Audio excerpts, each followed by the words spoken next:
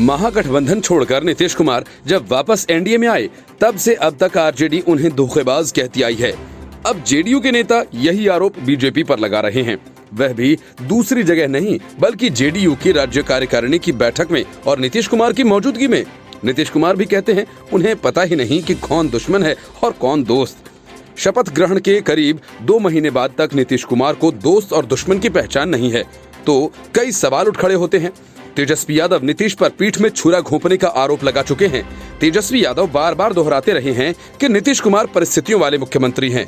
इस बयान के पीछे तेजस्वी का इशारा कुर्सी के गणित पर है। मौजूदा विधानसभा में भी संख्या के आधार पर जेडीयू तीसरे नंबर की पार्टी है, मगर उसके नेता नीतीश कुमार मुख्यमंत्री हैं, जबकि बिहार में संख्या के हिसाब से सबसे बड़ी पार्टी आरजेडी के नेता तेजस्वी यादव विपक्ष में हैं। मतलब साफ है कि नीतीश कुमार अब दबाव वाले मुख्यमंत्री बन गए हैं और सारे फैसले किसी न किसी के दबाव की वजह से ले रहे हैं। नीतीश कुमार खुद को दबाव में बता रहे हैं। ऐसे में सवाल ये उठता है कि नीतीश कुमार खुद को पीड़ित क्यों बता रहे हैं? ऐसा कहकर वे साबित क्या करना चाहते हैं? कहीं खुद को दबाव में बताकर दूसरों पर दबाव तो नहीं डाल रहे? क्या आने वाले दिनों में बिहार की सत्ता में कई बड़ी हलचल देखने को मिल सकती है? जेडीयू प्रदेश कार्यकारिणी की बैठक में ही नीतीश कुमार ने कहा कि एनडीए में सब कुछ 5 महीने पहले ही तय हो जाना चाहिए था। कोरोना की वजह से कम समय मिला। कोरोना सिर्फ नीतीश कुमार या उनकी पार्टी की तैयारियों के लिए रोड़ा बनी हो, ऐसी तो कोई बात नहीं है। बिहार समेत पूरी दुनिया ही इससे प्रभावित रही। ये एक सच्चाई है और इसे कोई इनकार नहीं कर सकता। मगर जब बिहार बीजेपी के चुनाव प्रभारी बनकर देवेंद्र फडणवीस पटना आए थे, तो उनके साथ सीट बंटवारे को लेकर कई दौर की बैठकें हुई। पटना से लेकर दिल्ली तक बैठकों का दौर चलता रहा और इन तमाम बैठकों में नीतीश कुमार के सियासी कमांडर आरसीपी सिंह, ललन सिंह, संजय झा की सक्रियता दिखी। बाद में कई दूसरे नेताओं को भी शामिल किया गया।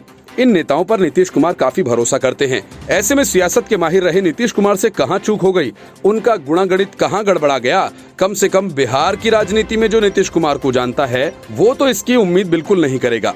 बिहार में पिछले 15 साल से नीतीश कुमार इकलौते ऐसे नेता हैं जिनके आसपास सीएम की कुर्सी चक्कर काटती रहती है। राज्य में चाहे उनकी पार्टी की हैसियत जो भी हो, बिहार की राजनीति और सत्ता को अपने हिसाब से चलाने वाले नीतीश कुमार आजकल दबाव महसूस कर रहे हैं।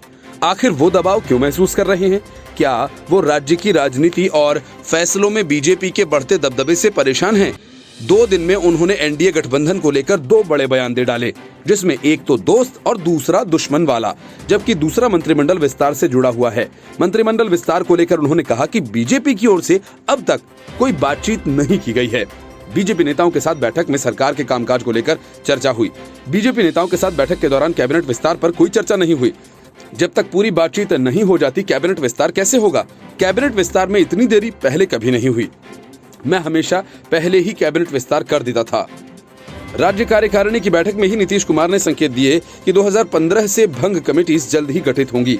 कार्यकर्ताओं को इनमें जगह दी जाएगी। हम चाहते थे कि कमेटीज बने, लेकिन सहयोगी दल नहीं चाहते। 2015 में सहयोगी दल आरजेडी और कांग्रेस थी, मगर उसके बाद तो बीजेपी ही हो गई। नीतीश कुमार का इशारा किसकी तरफ था, अंदाजा ही लगाया जा सकता है।